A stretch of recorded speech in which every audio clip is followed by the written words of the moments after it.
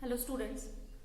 Today let's discuss the previously asked questions in board examination from the chapter wave optics, that is the syllabus of your RTE 7. So here in this chapter we have to discuss first of all the questions that is asked from the basic topics, from the theoretical topics. After that all the numericals based on that we will discuss. So it is just like the again revision types also, so that I am taking first of all that questions that are related to the theoretical approach or derivative approach here. So simple in case of wave optics, first let's introduce it again. As we have discussed, optics branches of three types here. Geometrical optics that we have discussed, where we are taking the light as the ray, and also every object has its image. In that case we are just taking that as substance.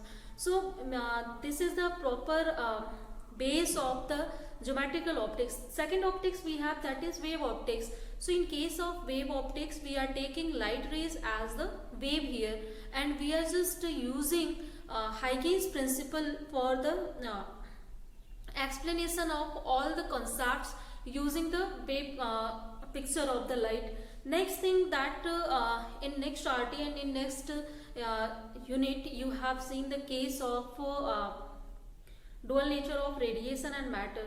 So in case of dual nature of radiation and matter, we are taking light rays as the particle there. So basic three natures or quantum nature you can say it also. So three natures are there. So here secondary natures that we are going to study here.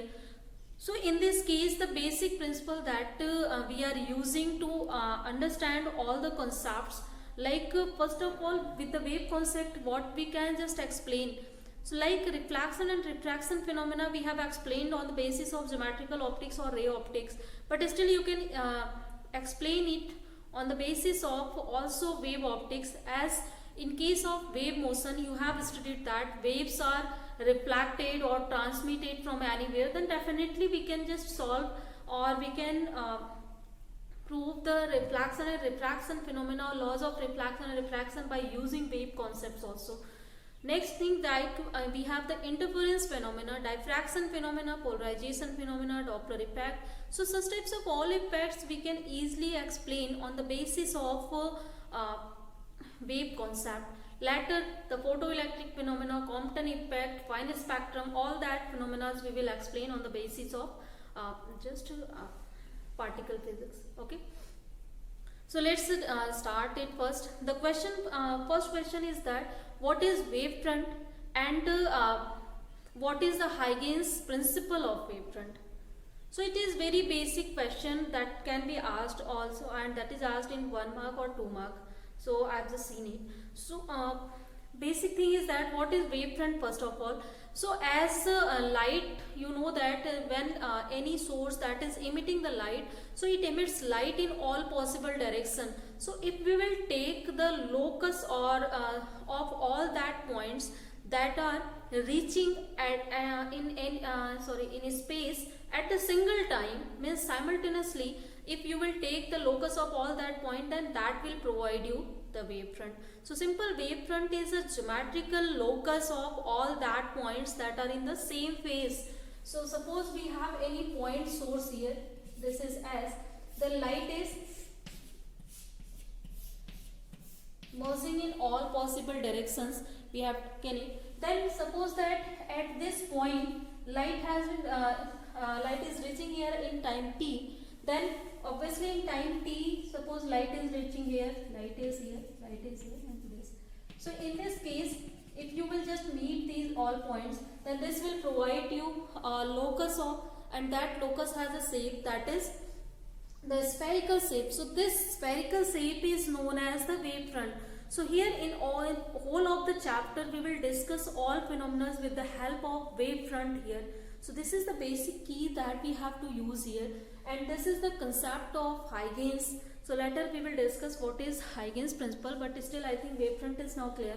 So again now wavefronts are of basically the types of wavefront, that is depending on the types of source that we are using. So if we are using point source, then in that case the wavefront is spherical. If we are using any linear source, then in case of, suppose we have any linear source and light is emitting in all possible direction, then in that case, if you will just take the locus of all particles that are reaching in the same time, then that will provide you a cylindrical wavefront. Simple such types of wavefronts that are dependent on the types of sources that we are using. Second thing that the question is that what is Huygens principle here? So there are two principles in Huygens principle. First is every source is emitting light in all possible direction, and if we will take the locus of all that particles that are in same phase, then that constituted a wavefront here. Simple first theory is the theory of wavefront. Second theory is every point situated on that wavefront, these are acting again as the fresh source. Now means if you will see all these points that are locating at this wavefront, these all points will behave like a new fresh source, and we call that fresh source as the secondary wavelets. So these secondary wavelets will act as the source, main source as is acting, means they will again send disturbances in all possible direction, and we can again draw the locus of all that points that are in same phase, means where light is reaching at the same time. So if you will meet that, this means, like suppose that here in this case we are taking then the number of points we have. So if light is just emitting in this way, because they are just acting as the sources, and if suppose all these are the points on which the light waves are reaching in the same time, then this locus that we are seeing, again this is just like the spherical shape, but number of points we have, then if you hold up the points you will meet, then again you will point out a spherical wavefront here, means secondary wavelets that will act as the fresh source, and they will send disturbances in all direction, and due to that disturbances we can get secondary wavefront. In the other way, means in this way light just travel in forward direction.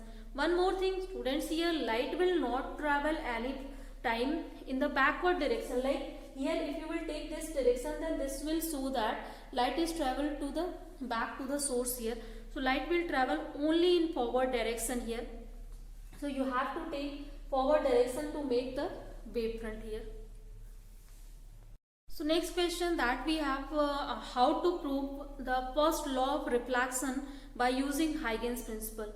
So it means that we are talking here about the law, simple reflection phenomena, like we have proved that with the help of ray optics, but here we have to use the concept of wavefront that is given by the Huygens here, and we have to prove the first law of thermodynamics. So for that, first of all, let's see how to draw the wavefront in the case of incident light and also in the reflected light. So suppose we have any surface that is polished on this backward way, and the light rays are, this is the normal we have, light rays are incident on this normal.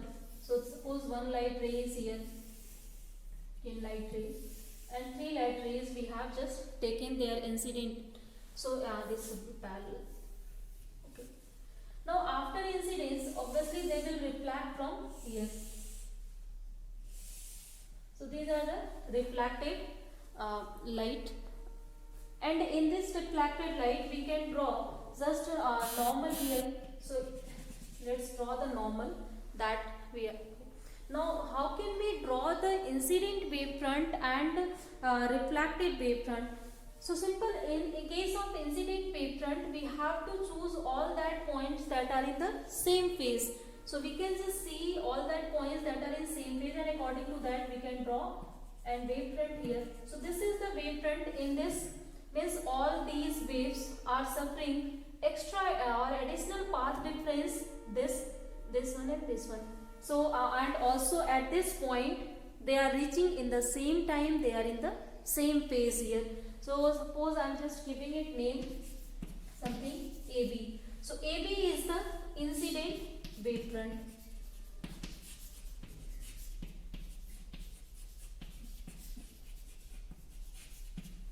Incident wavefront. Now we have to just take this one as the radius, and we have to draw an arc on this one, right? So if we will draw an arc here, and again after drawing the arc, if you will draw the tangent on this, then that tangent will represent the reflected wavefront here. So simple, to draw the reflected wavefront we have to draw an arc here. Simple, this one is reflected wavefront. Now we have reflected wavefront and incident wavefront. We can now show the law of reflection with the help of it. So suppose this is T, this one is C, we have, this is A, this is B, and this one is, suppose that this is E we have, and this point is F, this point is Z. So I just want to make it again here. Suppose this one is AB we have, and also this is point E we have.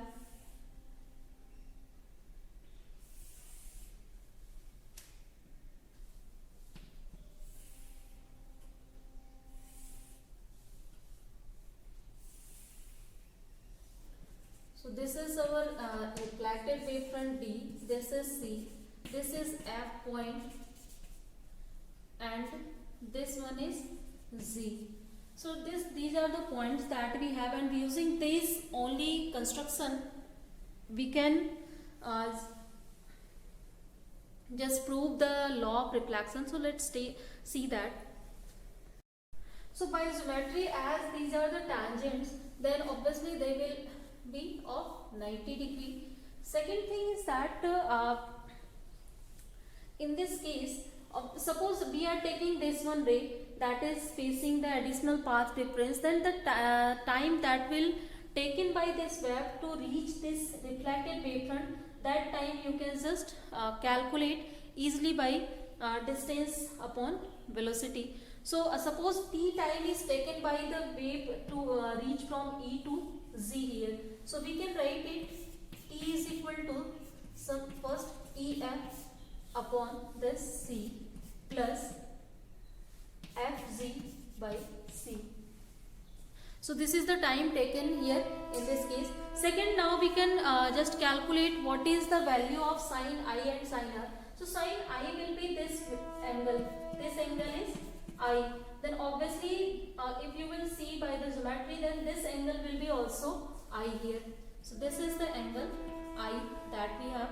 Second term, if you will see this angle, then that is equal to reflected angle of R here. So in the same, you can just see that this angle is also equal to R. So it means that this angle will be equal to RBN. Now we can just see this triangle ABC and also triangle ADC. Then we can find out what will be the value of sine R and sine I from here. So the value of sine R, sine I first, that is equal to this perpendicular upon hypotenuse. So as here the perpendicular will be equal to, we are talking about this wave only. So perpendicular is EF and hypotenuse is AF here. So it will be equal to EF to the AF. The same way we can find out the value of sine R. So value of sine R, this will be also equal to the perpendicular to the hypotenuse. So here perpendicular is FG and hypotenuse is here FC. So FG to the FC. And in place of FC, we can write AC minus AF also. So let's just write AC minus AF, or simple, we have to put here values of EF. So value of EF from here we can put, and value of FC from here we can put. So let's just put in this equation. So this will be equal to EF, that is AF sine I and also here upon C, plus this will be Fc sine r upon C. So these two things that we have here, and now this will be just taken as it is. This is sine I by C. This can be Fc can be written as AC minus AF. So this is AC minus AF sine R to the C here.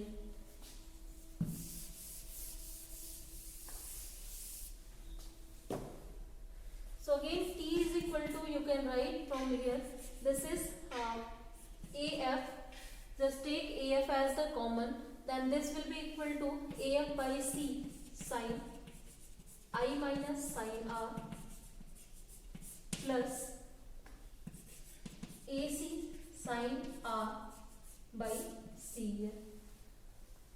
Now according to this equation, if AF will change, then definitely the time taken by the wave that will change also. So here we have three rays that we have just taken, and these are reflecting from the surface here, and obviously this is the, suppose we have just taken, this is incident wavefront, this is reflected wavefront. So obviously these are the points on which waves are reaching in the same time. These are the points on which waves are reaching in the same time. So it means that whenever this distance AF will change, the time should not be changed here. Means AF can be anything. Obviously you are seeing that if any wave that has to incident on the reflected wavefront, then that should have to take the same time to reach there.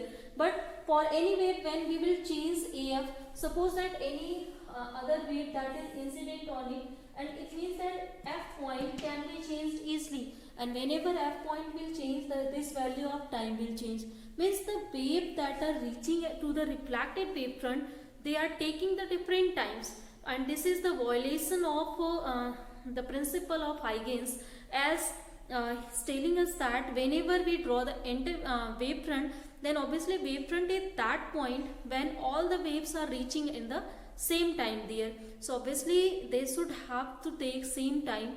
So this quantity, to make the time constant, this bracket term should be 0 here, as we can't take 0 to these quantities. And also AC is fixed. Obviously AC is the distance between reflected and incident wavefront, that is already constant, that is not changing. Sine R is fixed, C is fixed. Means this term represent the constant time here, means they are taking the same time to reach there.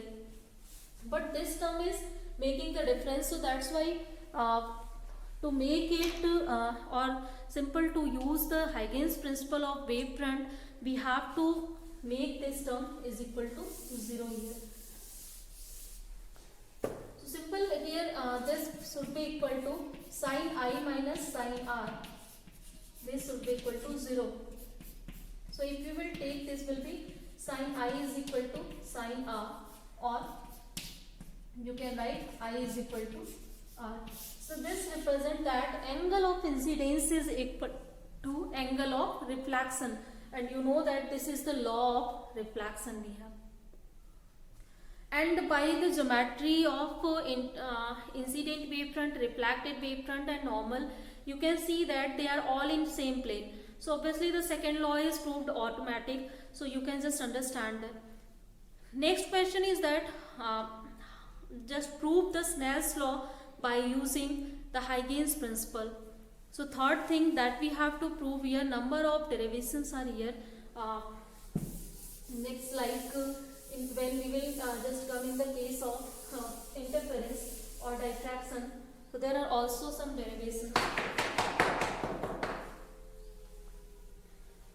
So for refractant or refraction case, we have to prove simple. You know that Snell's law you will get whenever light will transmitted or refracted. So here in this case we will use Huygens principle to prove the law of refraction. So in that case, suppose we have any surface that is obviously not polished, and light is incident on this surface, and again we can draw and in wavefront means here in all points waves are reaching in the same time, and they are just taking this additional time to reach to this surface here. It means that on this point they will have the same time that will reach here, or they will be in the same phase here. So this is our incident wavefront. Next, whenever light will incident on the any media, then you know that, or any interface, it will feel refraction process. So due to the refraction, suppose this wave that is refracted in this way. So after refraction, again we can draw the refracted wavefront, means all that points that are reaching in the same time at any means we have to take simple locus of all that points that are reaching in the same phase. For that case, again we can take this distance as as the radius, and we have to just draw an arc here. So again, drawing an arc, you can just make a tangent on this. So this tangent will show you the refracted wavefront, means all these points that are reaching here, they will have in the they have to be in the same phase. Now we have two things. We have refracted wavefront, we have incident wavefront. So we can now use again the concept of the time that is taking by the wave to reach here, in the same manner like we have done in the case of in first case. Here we have to do the second thing. One more thing here, as we have two media here. So suppose first media has the property of refractive index mu1, and suppose here the velocity of the light, that is v1, and in second media suppose here refractive index is mu2 and the velocity of light in this media becomes v2 here. Obviously you know that when light will travel to the different media, at that time its velocity is changing. So simple, suppose here it is v1 and in this media it is v2 now. Again in this case, obviously this angle will be incident angle and this is reflected angle, means with the surface the wavefront that is making the same angle, and you can see it by again by using the same factor. Draw the normal, you will see this is I, this will be also equal to I. In the same way you can just understand it by the geometry. Now let's just take the time taken by the wave this way. Suppose we are again taking this is as AB, this is point E we have, this is suppose this is point C we have, this is point D we have, this is Z we have, and this one is F we have. Clear? So we will take this second wavefront again in the consideration. So this has been traveled, as this is because why we are taking it, it travels in both of the media, so that's why we are taking this case. So the time taken to reach from E to Z, means one wavefront to second wavefront, this will be equal to distance upon velocity. So here the distance in first media, that is equal to EF, and here velocity is v1 plus in this media the distance, that is fz, and velocity is here v2 we have. Now we can again find out what is the value of sine I and what is the value of sine R. As these are tangent, then obviously this will be equal to 90 degree. So we can just write the value of sine I. So this is equal to perpendicular to the hypotenuse. So this is the perpendicular, obviously distance, that is EF is perpendicular and hypotenuse is AF. So this is equal to EF to the AF we have.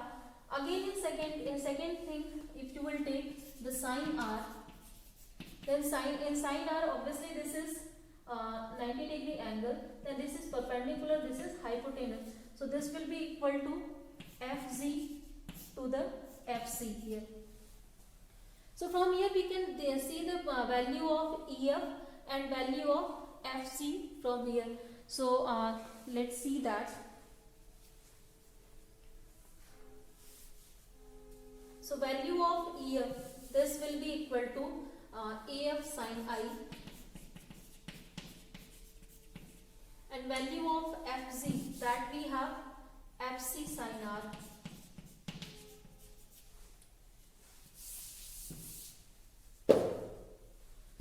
And again we can just write here AF sin I plus, in place of FC you can write AC minus AF, AC minus AF sin R. Here this is V1, this is V2.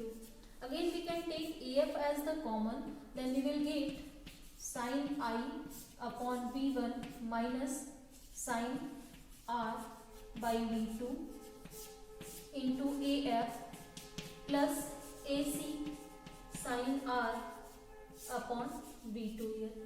So this is the time taken by the wave to reach from E to Z.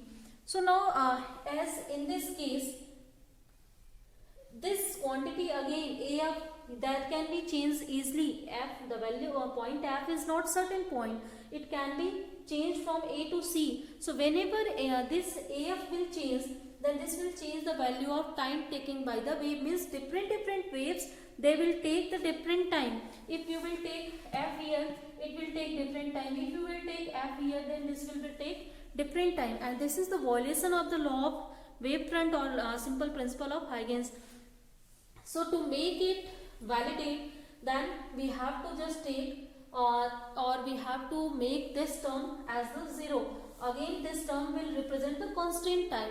So obviously we can just take or simple this bracket term is equal to 0 to make it valid. So if you will just take this bracket term is equal to 0, this is sin I upon V1 minus sin R to V2, this will be equal to 0. So this is equal to sin I by V1, this is equal to sin R by V2, or you can write sin I by sin R, this is equal to V1 by V2. And you know that this is the Snell's law, and again if you will write it in terms of refractive index of the media mu1 and mu2, then you know that this is inversely proportional to the velocity here. So you can write it mu2 by mu1. So simple, this is Snell's law that we can prove easily by using Huygens principle. So these questions are very important. How can you prove the law of reflection and refraction by using the wave concept? So particular question, if it will ask that you have to prove it by wave concept, then you have to use this one. You will not use in any case the ray optics assumptions and ray optics considerations. So students just focus on these things and try to just read all the questions first of all, through which formula or which assumptions we have to prove it.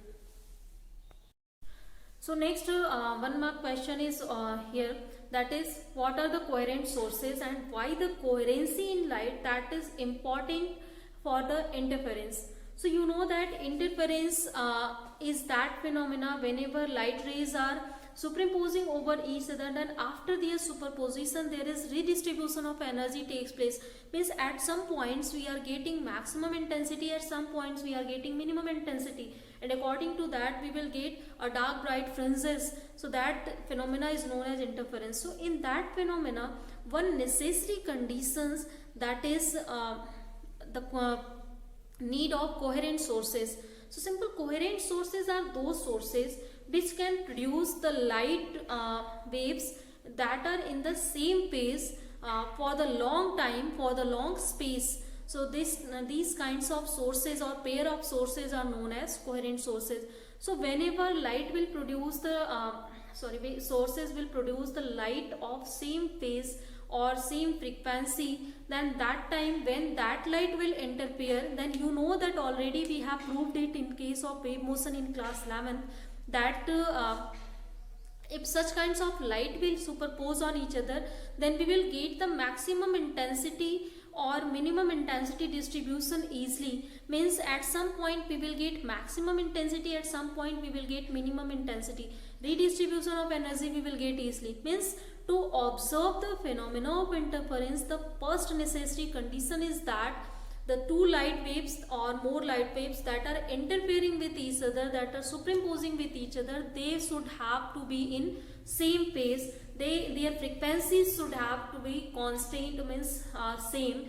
Their wavelength should be nearly same, and amplitude should be also nearly same. But if you can take, you can also take the different wave amplitudes, but still if you will take the amplitudes nearly same, then the intensity distribution that will be also quite good in that case. Means the fringes that will be sharp in nature.